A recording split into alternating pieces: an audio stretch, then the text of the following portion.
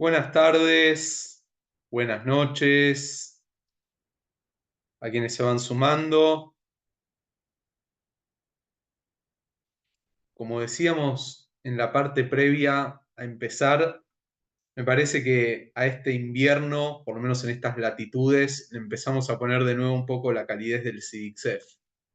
Un poco se extrañaba, un poco la estábamos buscando y nos empezamos a reencontrar. Ahí se van sumando los últimos. Empezamos a vernos las caras. Yo no sé, Regina, si vos seguís desde Florida mirándonos, pero no te vamos a mandar calidez por la duda porque vas a tener exceso de calidez del CIDICSEF, me parece. Algunos empiezan a encender las cámaras y es muy lindo empezar a reencontrarnos, empezar a vernos. Querida Esther, desde Uruguay, también está sufriendo el frío, me parece, como estamos sufriendo acá en Argentina. Es una alegría muy, muy grande volver a reencontrarnos entre amigos. Van a ver que hoy tenemos un 2 por 1. Ahí Néstor nos saluda. Hoy tenemos un 2 por 1 porque no van a haber dos pantallas más, además de la mía, comunicándose, sino que hay dos grandes amigos que se encontraron en Buenos Aires y que van a estar disertando porque hoy vamos a tener al doctor Jacob Rubel y también al doctor Mario Eduardo Cohen, que nos van a estar disertando sobre el origen de la comunidad judía en Argentina, el primer casamiento judío y los primeros sefardíes, o sea, los judíos marroquíes. Sé que hay sorpresas preparadas hasta el final, así que ya les adelanto y los invito a quedarse hasta el final del día de hoy, que tenemos un par de invitaciones para hacerles. Imagino que hay imágenes para mostrar que prepararon también nuestros disertantes. Pero antes de darle la palabra a Mario Cohen, al presidente del CIDICSEF, quiero agradecerle en nombre del CIDICSEF justamente a quienes nos acompañan con su auspicio en cada uno de los eventos que hacemos, que son la Comunidad Israelita Sefardí de Chile, el Centro de Estudios Sefardíes de Caracas, la Comunidad Israelita Sefardí del Uruguay, Centro Cultural Sefardí de Montevideo, la Sociedad de Beneficencia Israelita Sefardí del Perú, la Comunidad Hebrea Sefardí de Bogotá, FECELA, Federación de Entidades Sefardíes de Latinoamérica, FECERA, Federación de Entidades Sefardíes de la República Argentina, SAPTA, la Comunidad Betel de Argentina y la Comunidad Marroquí da Silva de Buenos Aires. A todos ellos, como siempre, gracias por estar acompañándonos. Y antes de darle la palabra a Mario Cohen, los invito, como siempre, a que dudas, inquietudes que vayan teniendo las puedan ir enviando a través del chat. Cuéntenme desde dónde nos están viendo. Veo que hay amigos también de la familia, Elías Eisenberg. Bueno, somos muchos los que están del otro lado. Los quiero saludar. Hace mucho que no nos vemos y es una alegría reencontrarnos de todas partes del mundo. Mario me dijo que un miembro de la comisión directiva del CICSEF está en Noruega. Me parece que también nos va a estar acompañando. Así que somos mundiales, me parece. Querido Mario, te invito en este momento, si vas prendiendo el micrófono, junto con tu gran amigo Jacob, que está a tu lado también. Eh, Sé que tienen mucho para contarnos, así que buenas tardes y bienvenidos. Bueno, buenas tardes a los que nos siguen aquí desde América, buenas noches a los que nos siguen desde Europa y de Israel. Es para nosotros un día, una noche de lujo, pasando mucho frío en Buenos Aires y supongo que Oro Librovic está en Canadá y pasando mucho calor, pero bueno, se compensará, esto se compensa. Hoy, bueno, hoy es digamos, un día de lujo. Tenemos a un maestro de los maestros, a un demógrafo, un historiador, yo diría, yo lo digo yo, el más importante de la Argentina está con nosotros y es un gesto que nos acompaña. Antes de entrar en todo esto, corresponde primero pedir por la gente que está secuestrada y pedir y rogar que termine esta guerra que tanto nos duele. Pero el pueblo judío se caracterizó siempre por el estudio, nunca dejó de estudiar. Y en eso estamos, nosotros seguiremos estudiando siempre. Entonces que tengo el honor de presentar a un maestro de maestros. Yo me considero un alumno de él. Y la motivación que me sembró en mí cuando estudié con él me sirvió para toda la vida. Yo soy un agradecido, al igual que tantos miles de personas, un docente de primera, un demógrafo, un historiador. Eh, Vamos a presentar al doctor Jacob Rubel. Les cuento que él es nada menos que tiene un máster en la Universidad Hebrea de Jerusalén en judaísmo contemporáneo e historia. Trabajó muchos años como docente en la Mijlalá, en el Agnón. Fue director de estudios judaicos de Tarbut, director durante como 6 años del Centro de Estudios Judaicos de la Universidad de Tel Aviv, que lo auspiciaba el Dorem Shecht. Ahí fui alumno, yo tuve el honor de ser alumno de Jacob. Y después, bueno, fue presidente de Tzavta, trabajó en el, ¿cómo se llama? En el CERES, Centro de Estudio de Religión, Estado y Sociedad, del Seminario Rabínico Latinoamericano. Dirigió el Centro de Estudios Sociales e Históricos de AMIA. Bueno, un docente, un demógrafo, un historiador de primera. Tengo que confesarles que que esta actividad la estaban programando hace 3 años. Hoy no tiene la mejor salud. Jacob igual quiso estar presente y le agradecemos profundamente. Gracias, gracias, gracias. Le doy la palabra a mi amigo Jacob.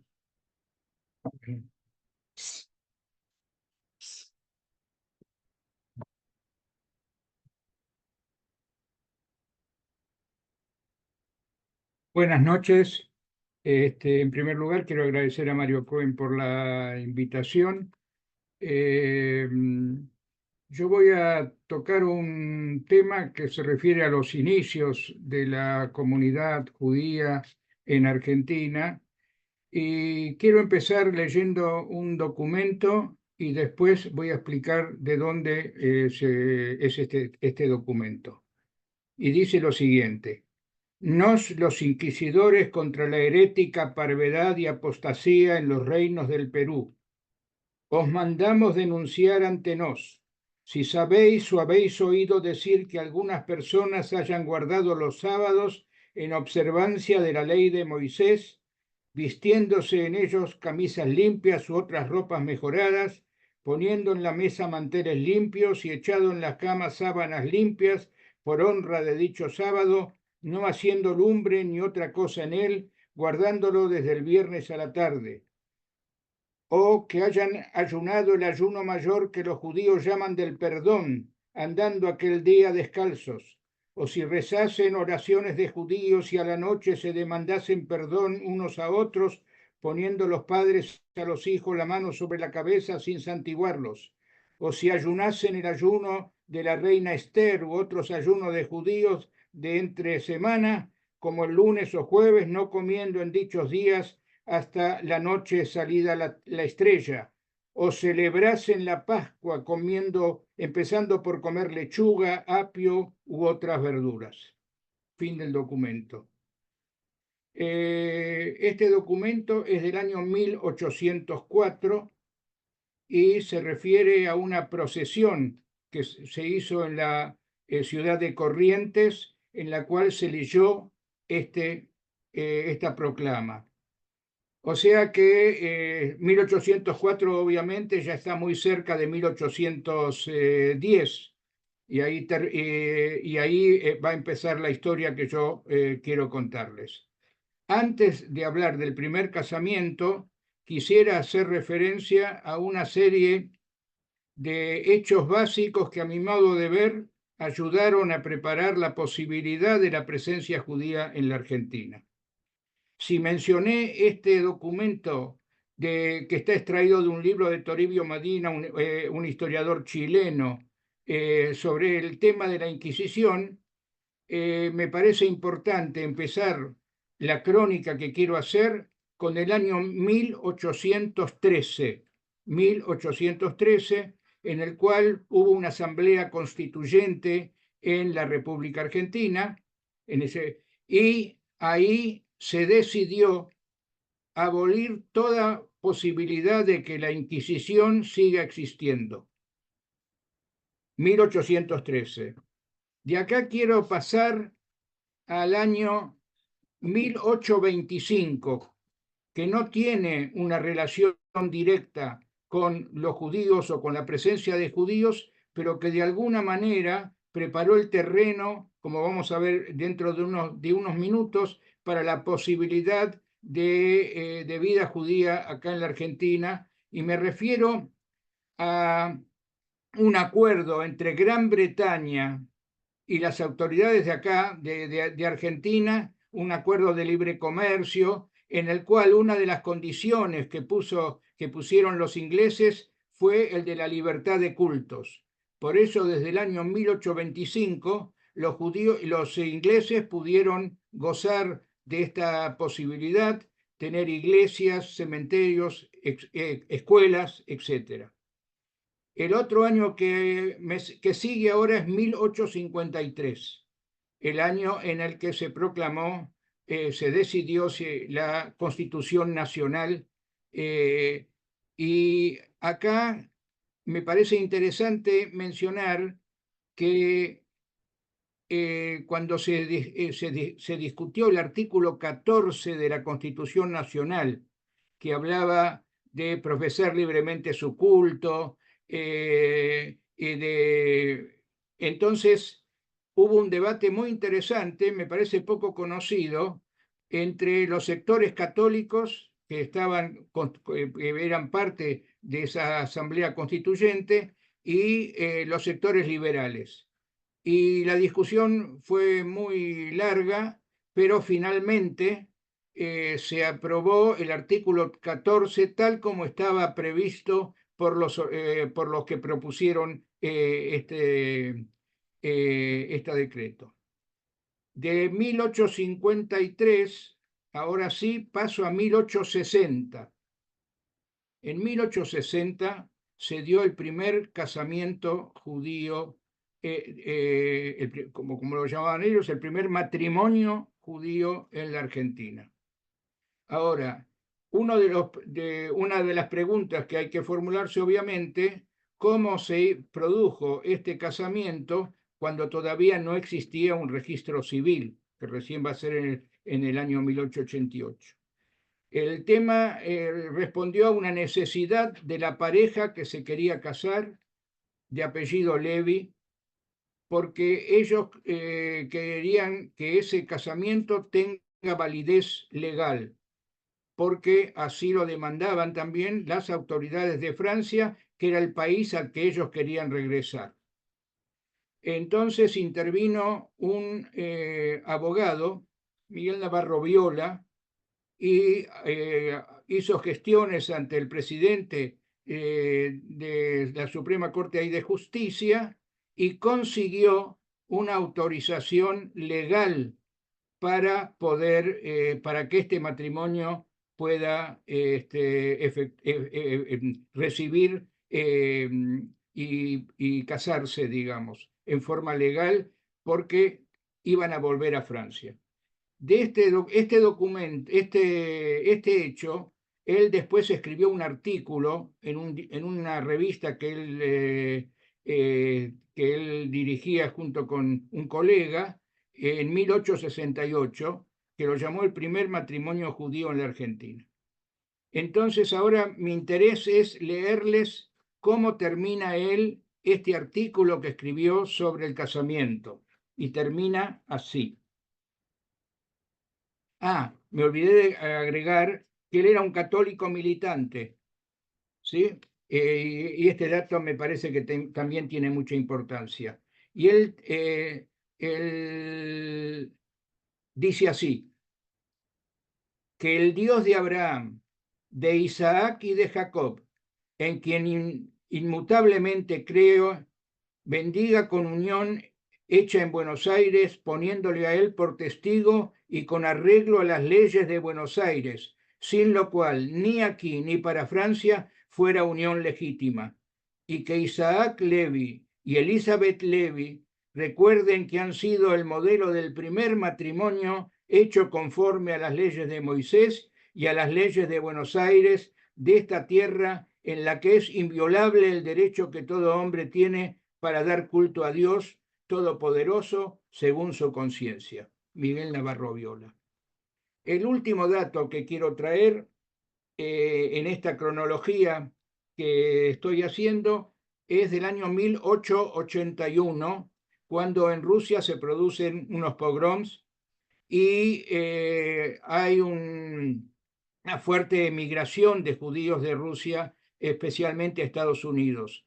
Y enterado de este hecho, el presidente Roca acepta una propuesta de un ciudadano argentino, José María Bustos, para trasladarse a Europa y recibe instrucciones al respecto para ver qué hacer y con qué personas reunirse. Pero las gestiones de Bustos no tuvieron éxito y de ahí no vino, digamos, después ninguna inmigración. Para cerrar este tema, la primera inmigración importante de judíos, ya Mario va a hablar de los marroquíes, es la llegada en 1889 del barco Weser, trayendo a su bordo a 818 judíos, la mayoría de ellos jóvenes, religiosos, venían con un rabino, un shohet, un moel, un maestro, o por supuesto los libros de la Torá, los rollos de la Torá, etc. Y tienen la virtud que ellos vinieron para dedicarse a la agricultura. Eso está antes del Barón Hirsch. El Barón Hirsch acá no tiene nada que ver, como aparece a veces en algunos escritos. Se querían dedicar a la agricultura y compraron en París parcelas de tierra en la oficina de la inmigración que funcionaba ahí. Y lo curioso también, que es interesante, es que parece que hubo simpatía entre el representante argentino y los delegados que se entrevistaron con él, y como en ese momento ya funcionaba un decreto que posibilitaba que se otorguen pasajes subsidiados para llegar a la Argentina, él decidió pagar todos los pasajes. Pero había familias que no tenían el dinero suficiente para comprar las parcelas.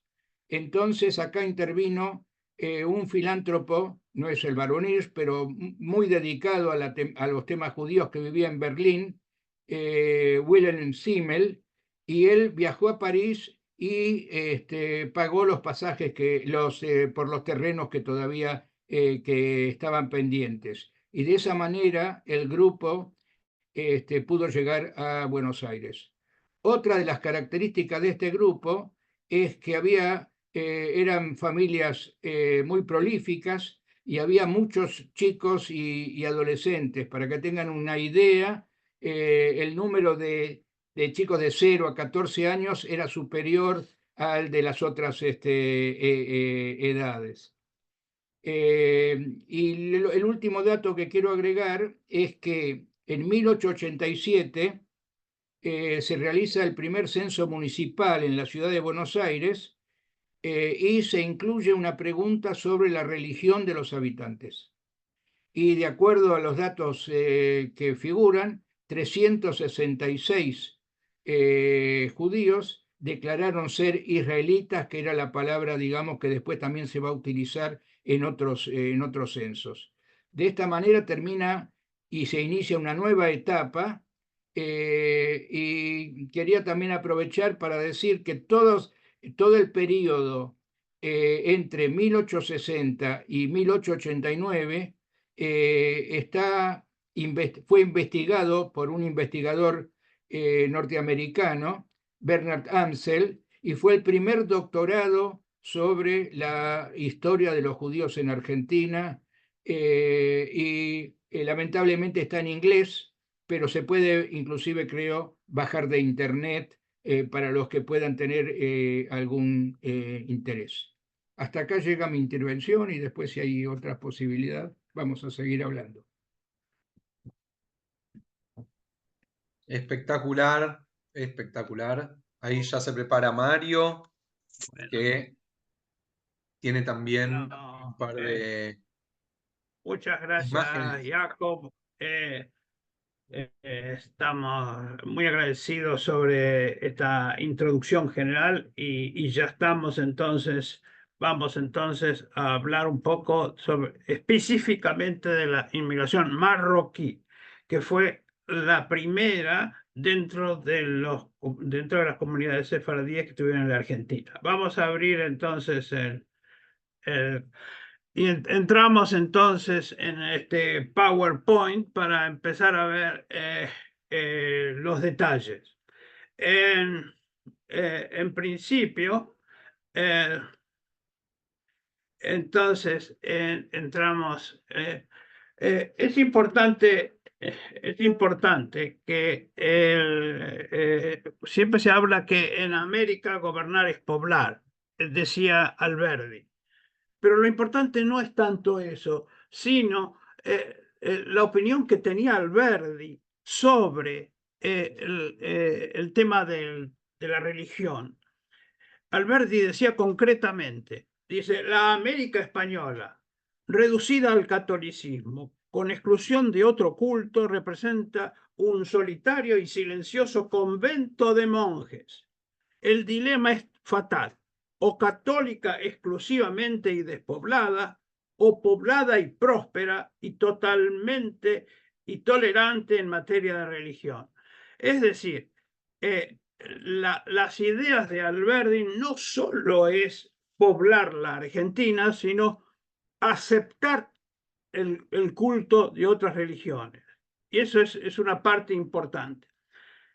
Estamos hablando nosotros, como dijo Jacob, 1860, el primer casamiento. Entre paréntesis, Ansel, el historiador norteamericano, dice que al parecer hubo otro casamiento previo, pero que como no dejó registro, de un tal Kramer con Levi, pero como no dejó registro, no se puede saber. Lo importante es cuando se deja registro, ¿no es cierto?, en historia. Si no dejas este registro, no sirve. Entonces estamos ahora, Argentina, un país de inmigración. El primer censo de Argentina fue en 1869, en la presidencia de Sarmiento, y arrojó casi 2 millones de personas, 1.877.000 y pico. Pero entre 1870 y 1930 llegaron 3 millones de personas neto, es decir, una inmigración la más grande del mundo en esta época para países grandes, ¿no? En este caso como Argentina. Y fue entonces en países de ultramar la más grande del mundo en recoger tanto a inmigrantes como a inmigración judía, ¿sí? Después de Estados Unidos, la más grande del mundo. Para esa misma época, Estados Unidos recibió 30 millones. Pero los 3 millones de Argentina sobre una población de 2 millones es muchísimo, ¿cierto? Argentina pasó a ser Euroamérica, una parte del Euroamérica. Saben ustedes que América se ha subdividido, está dividido una parte que es la América Andina, que es la América India, diríamos, la Afroamérica, que son las Antillas y gran parte de las zonas de grandes cultivos de algodón y de azúcar, y una parte de Brasil. Argentina es parte de la Euroamérica gracias a esta inmigración. Entonces, estamos hablando de un proceso único impresionante. Recordemos que emigrar es dejar todo lo que uno ha tenido, olvidarse de sus padres, de su familia, de todo, y quizá nunca volver. Muchas veces, mucha de esta gente no volvió. Entre paréntesis, la inmigración judía de la Argentina no fue golondrina, es decir, no venía, iba y volvía como la italiana y la española.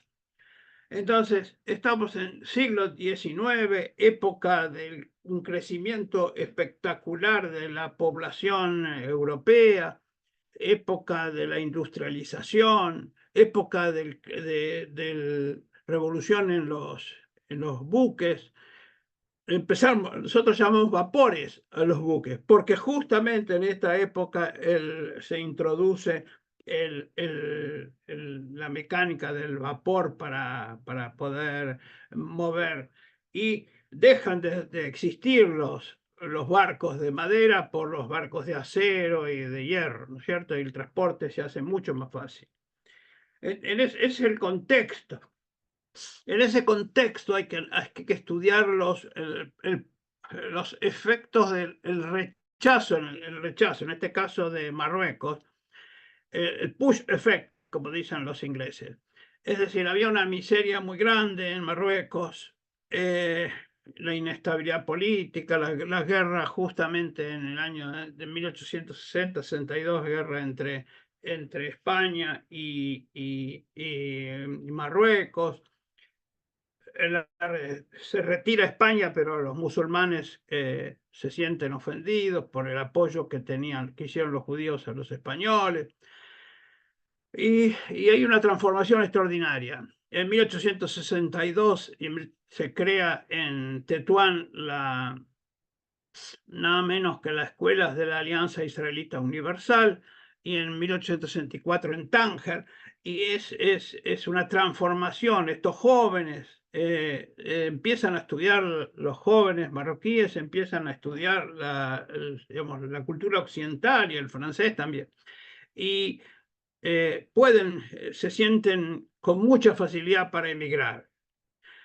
Además, es otro factor, ¿no? Sobre todo los judíos del norte de Marruecos hablaban el español, la jaquetía. Los judíos, había otros dos grupos más. Los judíos del centro de Marruecos generalmente hablaban árabe, y los judíos del sur, de Marruecos, hablaban bereber. Entonces, los que emigran son especialmente los Megorashim, los que habían venido de España, los que habían venido en 1492 desde España, los que seguían usando el español. Y acá ven ustedes, casi no se ve, pero más atrás se ve cómo era la vestimenta de estos judíos en Marruecos, en un cuadro de Delacroix, La boda judía en Marruecos, ¿sí? Ven que era la vestimenta típica de Marruecos. Cuando emigraban los judíos de Marruecos, tenían que previamente pasar por España para comprar ropa occidental, porque con esta ropa no podían llegar a la Argentina, ¿sí? Y entre los factores de atracción, pull effect en inglés, está, bueno, el gran crecimiento de la economía argentina, ¿no? Pasó a ser agroexportadora, primero de ganado ovino y después ganado vacuno, los cereales, etc. La red ferroviaria, una red ferroviaria extraordinaria creada entre el 1800, bueno, hasta 1914, una red que la segunda después de Estados Unidos, para dar una idea de la importancia. Lamentablemente hoy no funciona. Y las políticas de inmigración, 1853 la ley es la Constitución Nacional, 1876 la Ley de Inmigración, que facilita la entrada, sobre todo de la gente que viene para cultivo y se le da facilidades. En 1884 la Ley de Educación Laica y obligatoria para nivel primario, y 1888 el matrimonio civil. recuerden que ya en 1862, 2 años después del primer casamiento judío, se crea la Congregación Israelita de la República Argentina. La congregación en Amia se creó como Hebra Kadishá en 1894, hace 130 años. Saludos para Amia. Los sefarditas crearon, los comunitas marroquíes crearon su comunidad en 1891, 3 años antes que la AMIA. Sí. Entonces, vamos a seguir avanzando y digo, la pregunta es, ¿cómo uno puede tener en un lugar facilidades para, puede saber que hay facilidades en un lugar y en otro lugar, en un lugar que está expulsando y en otro lugar está recibiendo? Pero para que eso ocurra necesariamente tiene que haber la información. La información es el elemento central en todo esto. Entonces, son las redes sociales de comunicación, son las que informan de lo que está sucediendo en esta. Y las cartas, las fotos, los periódicos, etcétera, son medio de información para que la gente empiece a venir. Un ejemplo, por ejemplo, acá Meir Levy dice, cuando regresaban estos primeros inmigrantes, la noticia del éxito inflamó a numerosos judíos tetuaníes a viajar a estas tierras lejanas, ¿sí? Es como la noticia, o cuando llegaba uno, o cuando llegaban cartas, daba idea de lo glorioso que era la inmigración a América. Ahora, ¿cómo era el viaje de estos primeros inmigrantes?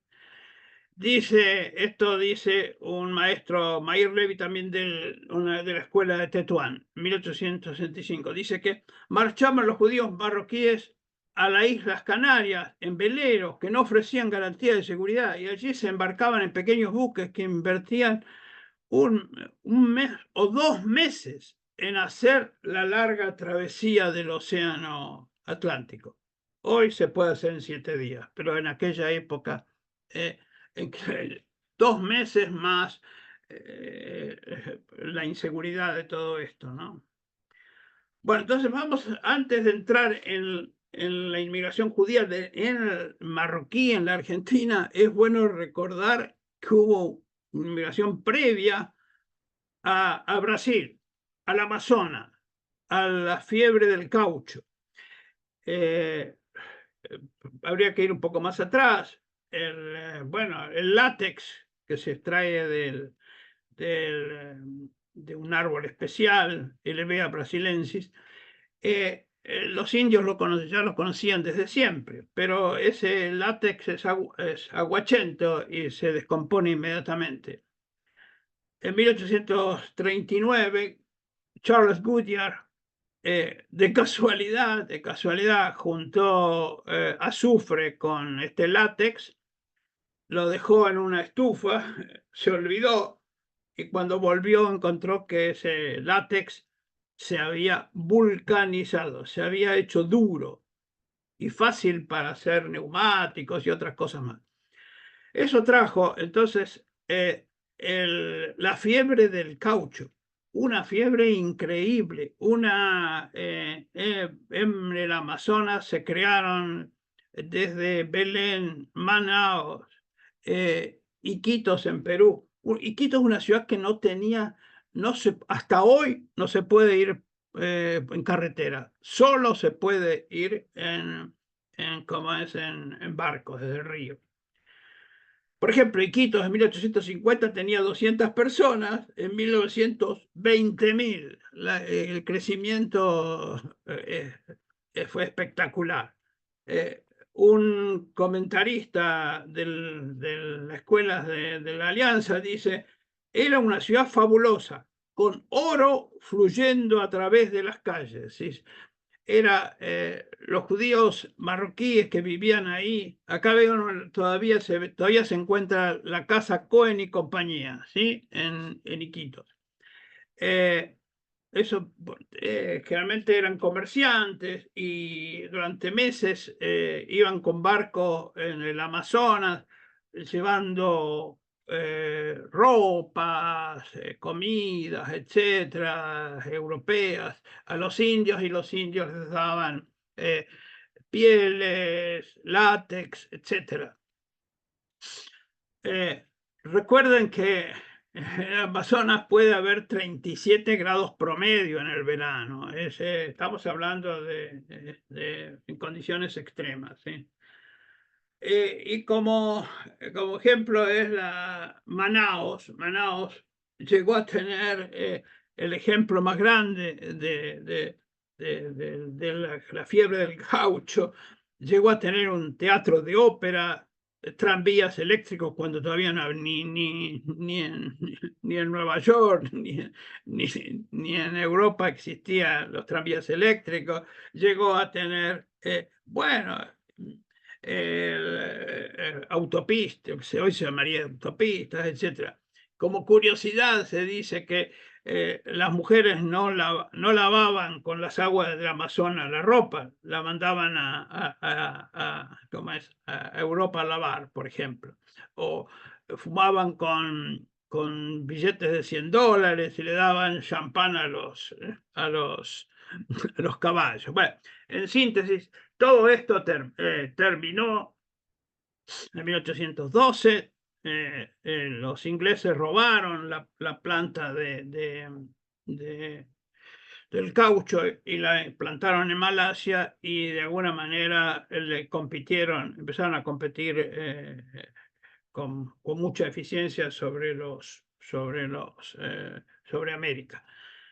Finalmente después se inventó el caucho sintético, así que todo esto, imagínense una ciudad como Manaos y todas estas que de golpe pasaron a ser de las más ricas del mundo a las más pobres del mundo.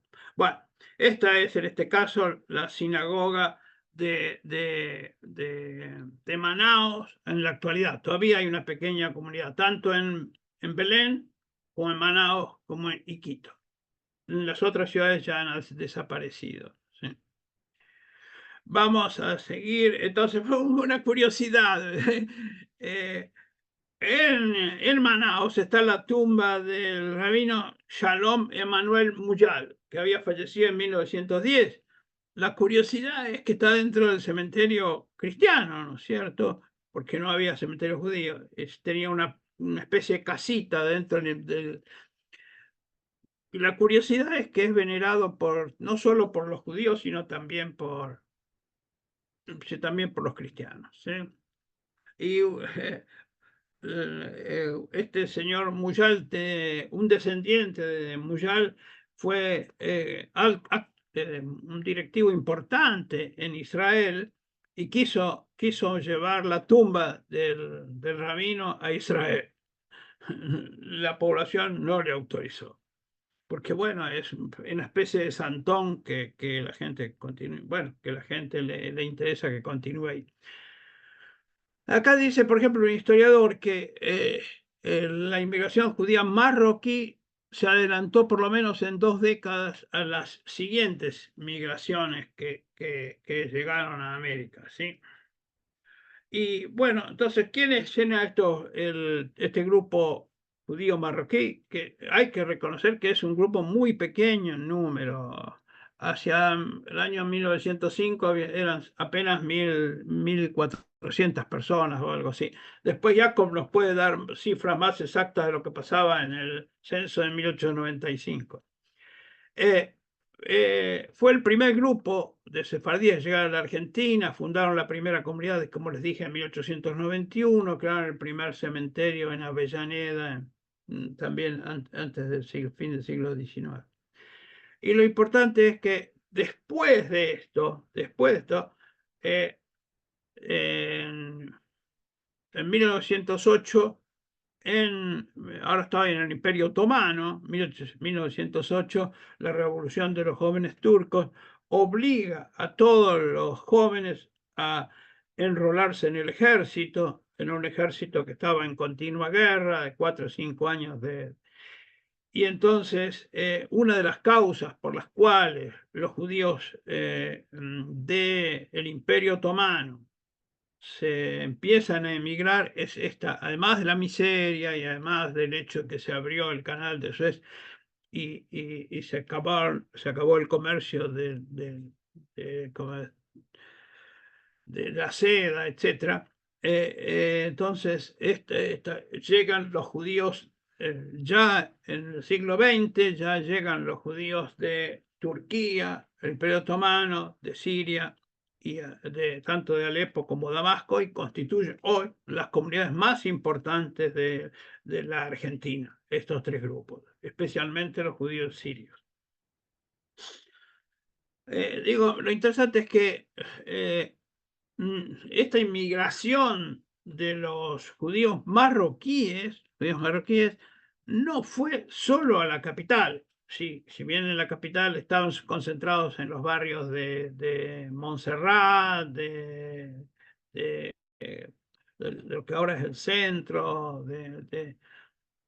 en las zonas donde bueno, Concepción se llamaba, etcétera, en esa zona, no fueron, en la práctica fue una inmigración, la inmigración judía marroquí fue al interior, a Santa Fe, Entre Ríos, Chaco, Córdoba, San Luis, la provincia de Buenos Aires, etcétera, muy diversificada, como muy pocas, no fue concentrada en Buenos Aires, hasta diría que la minoría fue en Buenos Aires. Quizá mi amigo Rubén me puede dar mucho más claridad sobre eso.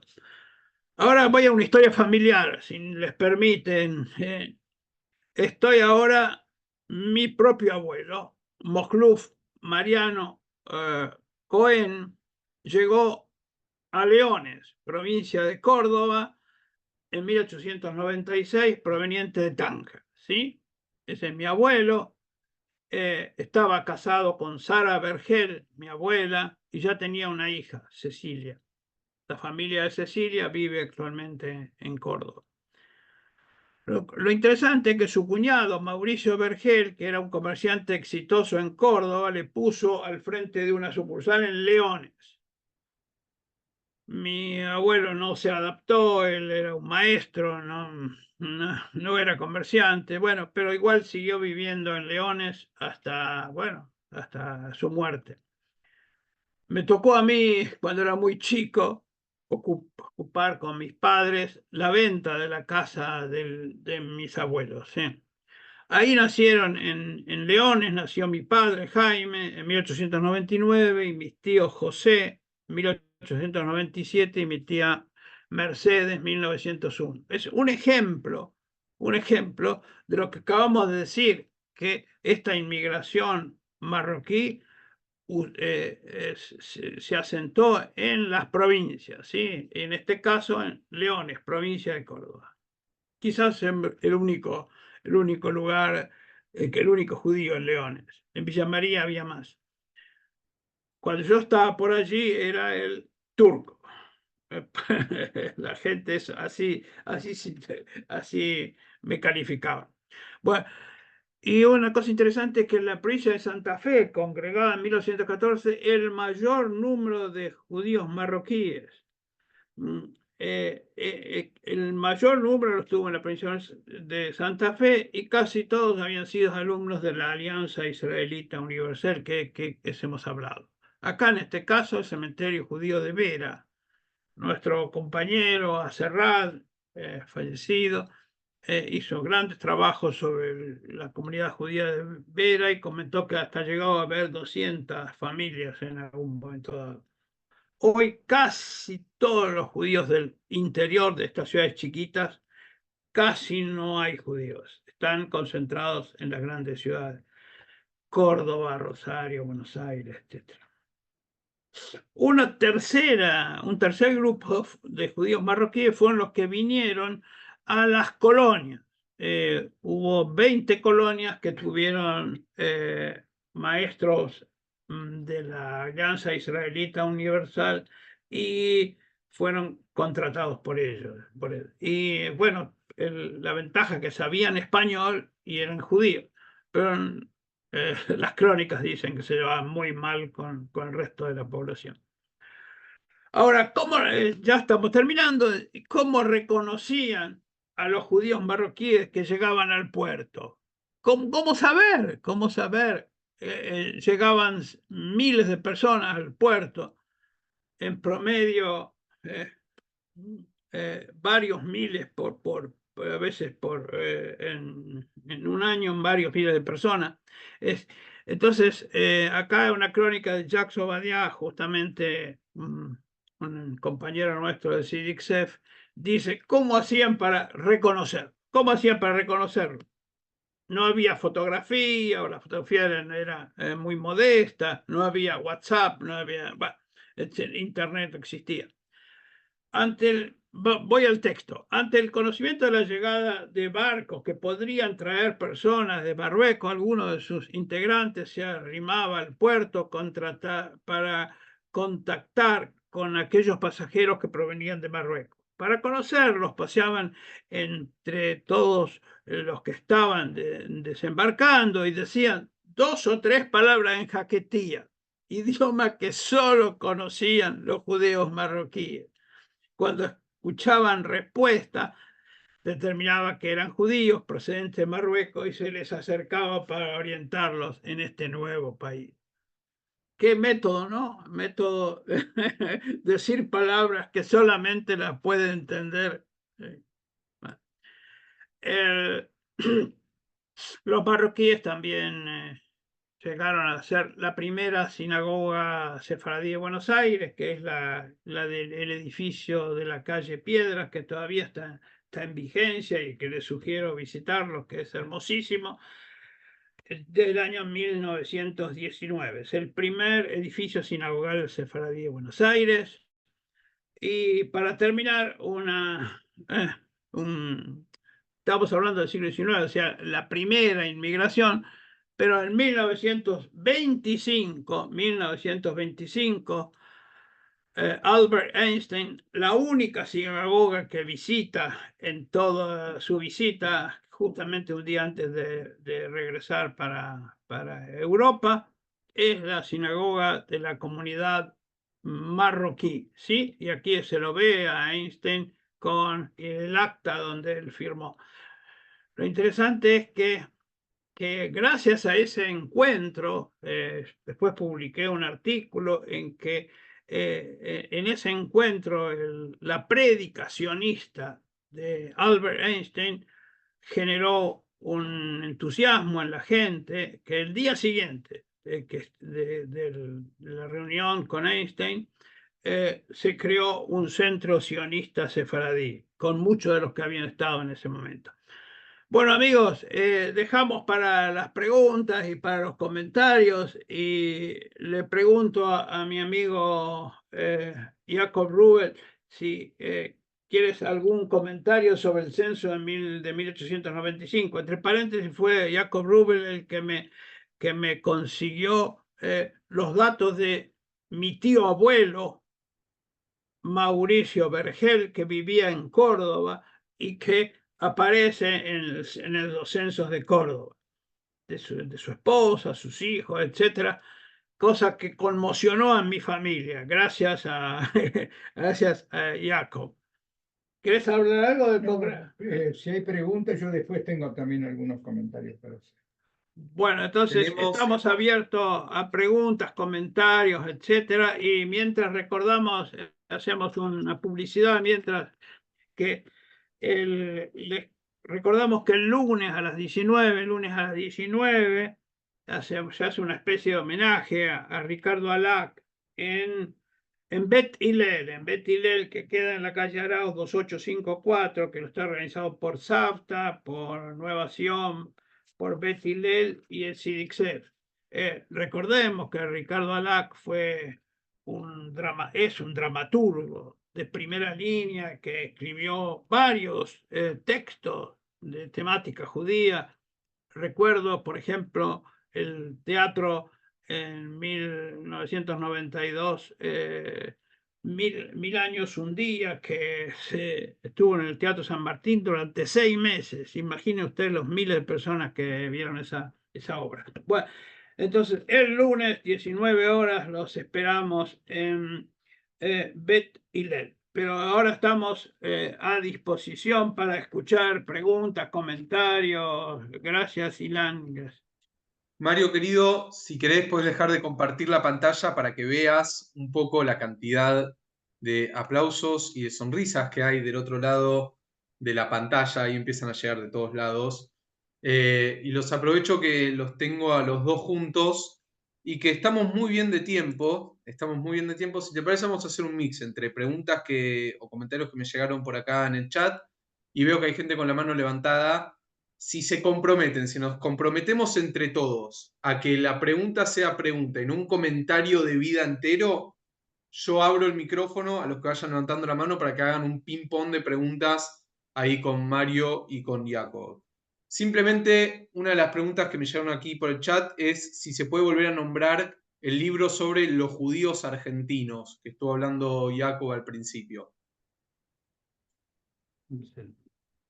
El libro de Amsel.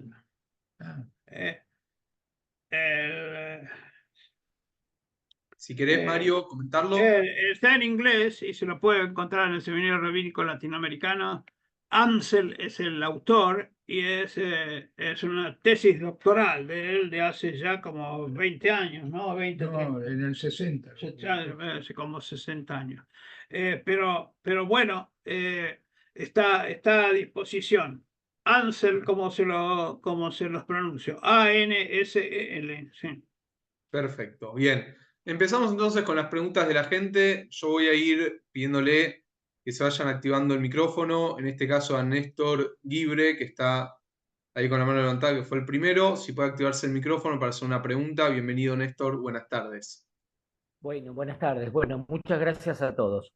Quisiera preguntar específicamente con el caso que tiene que ver con mi familia, el tema, cómo es que los marroquíes llegan a la sabana por el tema de la forestal, en qué año, cuántos, desde dónde y por qué. Gracias. El caso del norte de Santa Fe, que está relacionado con la forestal, que entre paréntesis fue un genocidio de Quebracho. Esa es otra parte de la historia. Que, bueno, ya en 1890 y pico se crea el cementerio en Vera y en varias poblaciones de la zona. Y hay un trabajo en SIGSEF hizo al detalle, podemos ver lo que un compañero nuestro trabajó sobre el tema de Vera como lugar de concentración, pero casi todas las poblaciones del norte de Santa Fe tuvieron una población judía por lo menos desde 1880 en adelante. Obviamente, hasta 1950 había alguna población, queda el cementerio en la actualidad y hoy creo que no hay población judía en la zona. Pero bueno, es interesante que en poblaciones muy chiquititas llegó a haber, en este caso, en la zona de Vera, 200 familias. Si el dato es cierto, es muchísimo para el interior. Otra pregunta, a ver. Lo interesante, acoto algo, lo interesante de tenerlos a Jacob y a Mario es que no solamente son un libro abierto cada uno, sino que son personas que nos invitan a abrir los libros para estudiar y repasar gran parte de nuestra historia. Lo veo a Manuel Kobriniek, si dije bien el apellido, ahí le voy a pedir que por favor se prenda el micrófono. Igual como hizo Néstor recién, es el ideal para el espacio a preguntas. Así que Manuel, bienvenido. Gracias. Bueno, los felicito a Mario y a Jacob, realmente dos brillantes historiadores. Pero yo quería preguntarle a Jacob, cuando estuviste recién disertando, dijiste sobre la inmigración, los primeros judíos que se los toma históricamente, se decía que vinieron a través del Barón Hirsch. Y quedé sorprendido cuando dijiste que no fue así. Entonces quería, si se puede aclarar un poco más ese tema. Bueno, ¿puedo hablar? Sí, habla.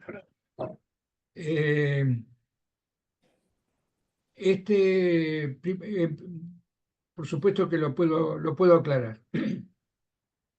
El grupo que llegó en 1889 con el barco Besser, un 14 de agosto, en primer lugar, me parece también interesante mencionar que ellos querían se querían radicar en Palestina, que en ese momento, y entonces recurrieron, como muchos otros grupos, al barón Rothschild para pedirle ayuda, y no lo consiguieron.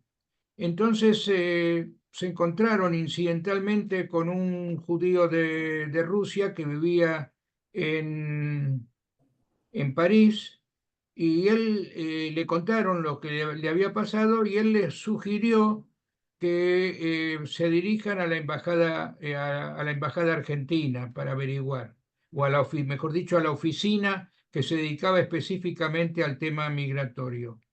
Lo hicieron. Y como consecuencia de todas las conversaciones que tuvieron, en la ayuda que yo les mencioné, finalmente se embarcaron para Buenos Aires. Eso es y llegaron en ese mes de agosto. En ese momento, y acá viene un punto que por supuesto puedo ampliar, cuando este señor Wilhelm Simmel volvió a Berlín, entre paréntesis, tanto el director de la oficina como el que estaba a cargo era un representante de terratenientes argentinos que podían vender tierras, y Simmel, los tres fueron al puerto de Bremen a despedirlos. Él volvió a Berlín y se enteró que un médico higienista había sido invitado por el gobierno argentino para venir a hacer un estudio sobre la situación de higiene en determinadas colonias. Y entonces le pidió que cuando termine esa misión, que vaya a Mosesville para ver cuál era la situación de los judíos que habían llegado antes. Efectivamente, él aceptó, se enteró de todas las penurias que habían sufrido, entre ellos la muerte de cerca de 60 niños, una muy mala relación con el terrateniente que les vendió las tierras. No puedo ampliar.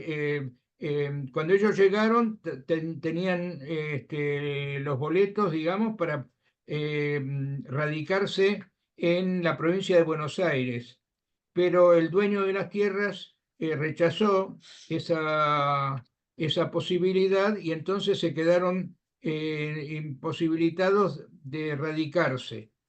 Los ayudaron un poco, y finalmente los miembros de la congregación israelita que conocían a un abogado que también había trabajado para ellos, que tenía tierras en la provincia de Santa Fe, aceptó venderles a ellos ahora las tierras. Por supuesto, recibieron de vuelta el dinero que habían pagado, pero no tuvieron mucha suerte con este terrateniente, y sufrieron mucho. Ahora, cuando el doctor Leventhal, que es el médico que yo menciono, lo fue a visitar y se enteró de todo lo que había pasado, volvió a Buenos Aires, habló con el ministro de Relaciones Exteriores, le contó sobre la situación de los judíos ahí en Mosesville, y volvió a Europa. Y acá viene un dato que creo que es poco conocido y que mejor por ahí corrige un poco la idea sobre el barón Hirsch. Mientras viajaba de regreso, se le ocurrió, él venía de la Argentina, había visto muchas colonias en distintas provincias, se había formado una idea del país, inclusive envió después un informe detallado al ministro de Relaciones Exteriores, explicando y él consideraba que Argentina era uno de los mejores países para poder emigrar. pero al mismo tiempo, y un dato muy importante, él estaba bastante desvinculado el doctor Leventhal de la comunidad judía, de los intereses judíos, y mientras viajaba de regreso, se le ocurrió redactar un proyecto para crear una red de colonias judías en la Argentina. Al llegar llegó a Berlín, después terminó de redactar el informe, viajó a París y se entrevistó con el gran rabino o el rabino mayor, como ellos lo llamaban, Tzadok Khan, y le entregó el informe, el proyecto. El rabino Khan entregó una copia a los directivos de la Alianza Israelita Universal, entre paréntesis, una institución que merece que ser conocida porque fue fundada en 1860 por un político judío, y el nombre en Israel suena mejor todavía, en hebreo suena mejor el nombre porque dice Kol Israel Haverim, o sea, todos los miembros del pueblo de Israel son amigos, si lo traducimos así literalmente.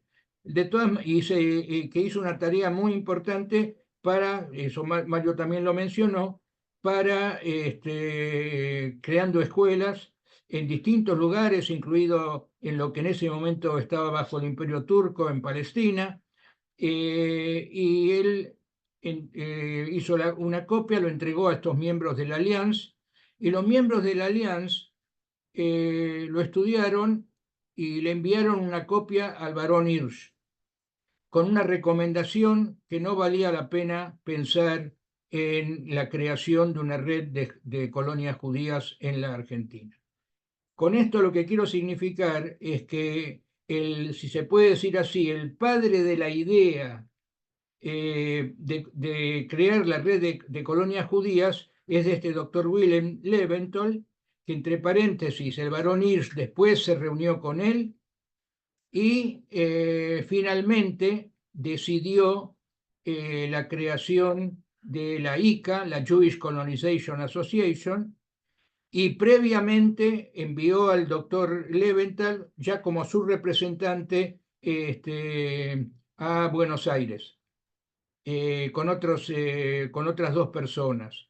Ahora, desde el punto de vista del contexto histórico, tomen en cuenta que 1890 es un año muy complicado, hay una crisis económica muy, muy fuerte en Argentina, hay un intento de revolución, renuncia el presidente Juárez Celman y es reemplazado por Carlos Pellegrini, o sea, no eran las mejores condiciones, por más que Leventhal se había relacionado, inclusive pudo hablar con Carlos Pellegrini, pero para poder hacer la inversión que el barón Hirsch quería hacer, hacía falta una decisión del Congreso, y no fue favorable en ese momento, en ese clima.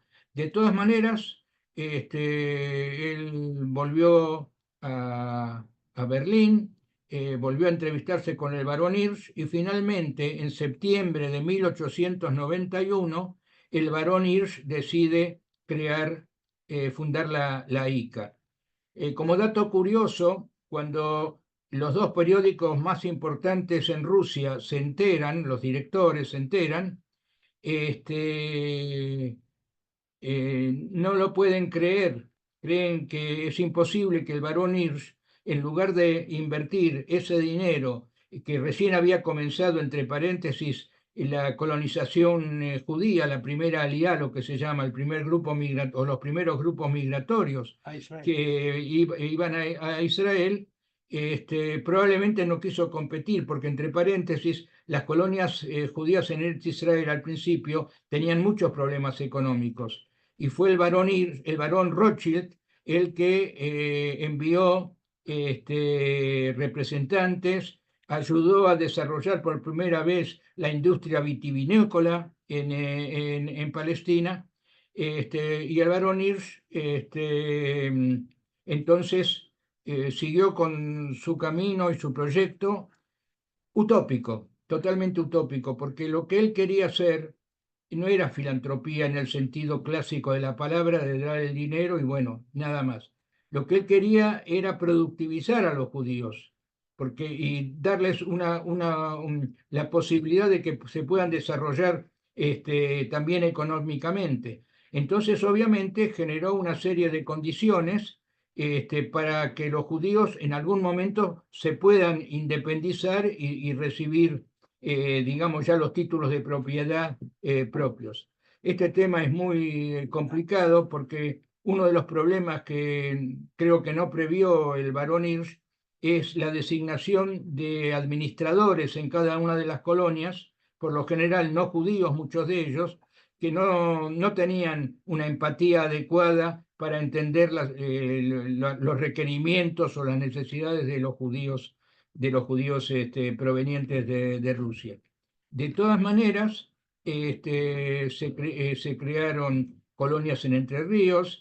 Ahí es donde él se hace cargo, enterado, digamos, por Leventhal, de la situación de los judíos de Moisés Ville, se hace cargo también de tomar bajo su custodia, digamos, y la posibilidad de ayudar a los judíos de Moisés Ville.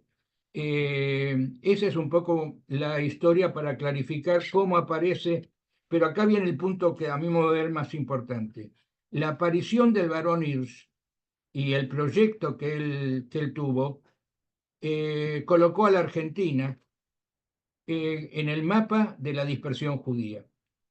Y creo que independientemente de lo que hizo, lo que trató de hacer para los judíos de Rusia para productivizarlos, etc., este hecho colocar a la Argentina en el mapa y probablemente ustedes pueden sorprenderse, entre paréntesis, voy a pasar la propaganda de un compañero que acaba de sacar un libro sobre eso. Salieron varios libros entre 1891 y 1895 con datos sobre la Argentina. O sea, y a pesar del sufrimiento que habían sufrido y que habían tenido los judíos de Moisés Ville. Y efectivamente comenzó una inmigración que se fue multiplicando con el tiempo y que llevó a que la Argentina se convirtiera en el primer país, digamos, de América Latina por el número de inmigrantes. Hasta acá la explicación. Agrego dos detalles. La inmigración judía agrícola en la Argentina llegó a tener hasta 30.000 personas allá por 1930. Y un detalle, el que haya ido a Moisés Ville sabe que Moisés Ville no tiene lago, no tiene río, no tiene, es muy distinto a lo que le habían prometido en la pampa húmeda cercana a Buenos Aires. Bueno, cuando le dieron ese lugar que Sí. si bien es todavía cultivable, etcétera, no es el mejor, ¿no? A ver, sigue Ilan en la coordinación. Vamos a aprovechar los últimos 10 minutos que nos quedan para las últimas dos preguntas. Si te parece, Mario, si le parece a Jacob, ya les aviso que les mandé el link de inscripción para la actividad del lunes de Ricardo Alac. Lo tienen a través del chat. Ya se pueden inscribir por ahí. Y si les parece, juntamos la pregunta, la de Oro, que está del otro lado del continente, a quien le voy a mandar un cálido saludo, pero sin tanta calidez porque debe estar pasando bastante calor, me parece, en Canadá. Y también cerramos después con la pregunta de Elena. Así que querida Oro, bienvenida, un gusto enorme tenerte aquí con nosotros. Muchas gracias. Felicidades por esta fascinante presentación. Tengo dos preguntas que espero que sean breves la respuesta, ¿no? ¿Con qué ocasión fue Einstein a la sinagoga esta marroquí y en qué idioma se comunicaban? Y segunda pregunta es, ¿qué relaciones habían entre los judíos marroquíes y los del Imperio Otomano cuando estos empezaron a llegar a Argentina? Empiezo yo. Bueno, seguramente que Einstein se comunicaba en francés, sobre todo, que él manejaba muy bien con los judíos y fue el último día antes de irse antes de volver a Europa, estuvo a las 11 de la mañana y en la sinagoga y obviamente en la foto aparecen decenas de personas que queriendo estar estar al lado de la foto. Y bueno, lo que importante es la predicacionista, que recuerden que él fue fundador de la Universidad Hebrea de Jerusalén y que todas sus cartas se encuentran, ¿no?, en la Universidad Hebrea de Jerusalén. Y que la predicacionista que él señaló en su visita en la Argentina ayudó a crear este centro sefaradí sionista. Y respecto al otro, en la primera etapa, hay que recordar que los judíos marroquíes llegan fin del siglo XIX y los judíos otomanos, o sea, de Turquía, bueno, de Siria, etcétera, comienzos del siglo XX. Y la verdad que no tengo datos, pero supongo que el comienzo eh, em, por el hecho de que los judíos sirios no hablaban el español, en general los judíos sirios hablaban el árabe. Supongo que en los primeros tiempos no fue una relación fluida. No sé, hay tantas cosas por estudiar que uno... Eh, en la próxima reunión lo trataremos de contestar. Entiendo que Elena quiere hablar, que Elena Habitbol, que ella misma ella es marroquí original, así que quiere hablar en nombre de la comunidad Silva. Si es así, le damos la palabra, ¿no? ¿Qué te parece, Beni? Vamos a darle la palabra, le pedimos a Elena que se active el micrófono, si puede ser, y estamos listos para escucharla. Buenas noches ya, buenas noches Elena, bienvenida, un gusto. Buenas noches a todos, mi nombre es Elena Bitbol Adida, nacida en Tánger y también viví en Tetuán, y soy miembro de la comisión directiva de ASILVA. Y en nombre de ASILVA, que es la comunidad judeo-marroquí de la Argentina, agradecemos al señor Mario Cohen y a SIDEFI esta actividad dedicada a nuestros ancestros que fueron pioneros en fundar la comunidad en Argentina hace más de 100 años. Y que nos sentimos honrados que se difunda esta información gracias a la investigación y compromiso del doctor Jacob Rubén, persona muy estimada en ASILVA. No me quiero extender, vinimos acá en el año 63 con mi familia y desde ese momento vamos y activamos en ASILVA con toda mi familia. Les agradezco mucho por mantener viva todo esto que es muy importante para nosotros y solo eso, les agradezco a todos. Gracias Elena. Quisiera agregar algo. Cuando fue Adelante. los 500 años del descubrimiento de América, el Centro Educativo Sefaradí, yo en ese momento dirigía el Instituto de Investigaciones de la AMIA, nos pidió preparar un álbum sobre la presencia sefaradí en Argentina. Así que los que están interesados, ahí todas las comunidades están representadas, hay mucho material fotográfico, así que paso este aviso, digamos, ¿no? Álbum de la presencia sefaradí 1992. Sí, está todavía en alguna parte se puede conseguir. Antes de cerrar y de darle la palabra final a Mario y a Jaco para concluir con el evento de hoy, Elena, gracias a través tuyo a toda la comunidad de ASILVA que nos acompaña, no solamente en la actividad de hoy, pero hoy pusiste la cara, pero digo, están siempre acompañándonos hace tiempo, así que es un gusto tenerte a vos y a toda la comunidad. Simplemente Muchas gracias. agradecer, un placer, agradecer y mucho también a la comisión directiva del CIDICSEF, que es quien hace que todo esto pueda funcionar, que esta comisión directiva la encabeza Mario Cohen, pero tiene también de integrantes a Graciela Teva, a María Cherro Dazar, a Leonardo Abadi, a Betty Dazar, a Diana Cuitca, a Beni Schneid, a Jimena Chervistesta, a Martina Diz. Bueno, hay mucha gente realmente trabajando para que todo esto se pueda hacer, así que agradecerles a ellos. Y cerramos con Mario y con Jacob y Mario, para darle fin a esta tarde-noche hermosa que estuvimos viviendo. Gracias. Dos palabras. Los argentinos, ni siquiera los argentinos sabemos que Argentina es un país de inmigración y que la inmigración, tanto general como judía, es récord después de la de Estados Unidos.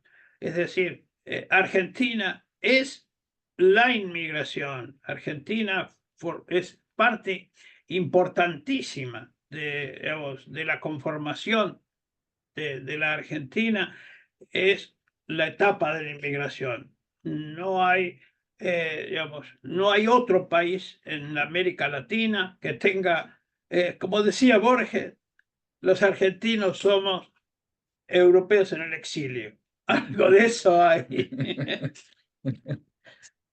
Está bien, ¿Querés cerrar con un comentario? está bien. Y agradecer, bueno, agradecemos a todos, más de 60 personas en todas partes del mundo. Agradecemos a los que están en Estados Unidos, en Canadá y bueno, en distintas partes de América Latina. Y esto, bueno, va a quedar grabado. Vamos a mandar próximamente. También agradecemos a los que nos siguen por Facebook. Y los invitamos para el lunes, todos, para esta especie de homenaje a nuestro querido amigo Ricardo Alac. Un aplauso para mi amigo y maestro de maestros, Jacob Rubel, que ha trabajado toda su vida para que tengamos el conocimiento. Puedo decir una infidencia. En el censo del año 95, 1895, Jacob Rubel le dijeron: mire, sí, está el censo, están las hojas una por una de lo que el censista había tomado de cada persona. Jacob Rubel fue a buscarlo, y descubrió que en el censo de 1895, que figuraban algo así como 6.000 personas, que eso lo va a decir con más, en realidad eran como 10.000. Estoy dando una idea nada más. Es decir, un trabajo de hormiga que pocos en la Argentina han hecho ese trabajo, y nosotros tenemos que estar agradecidos, como judíos, como sefardíes, como argentinos, como americanos, que tengamos una personalidad como la de Jacob Rubel, que ha trabajado años y años en dar a conocer nuestra propia historia. Muchas gracias. Gracias, Mario. Gracias, Jacob. Gracias a todos ustedes que están ahí del otro lado. Es un placer, de verdad, es un gusto reencontrarnos de esta manera. Será hasta la próxima, el lunes en el evento Ricardo Alac, y próximamente seguramente con más actividades del CIDICSEF. Nos estamos viendo. Hasta la próxima.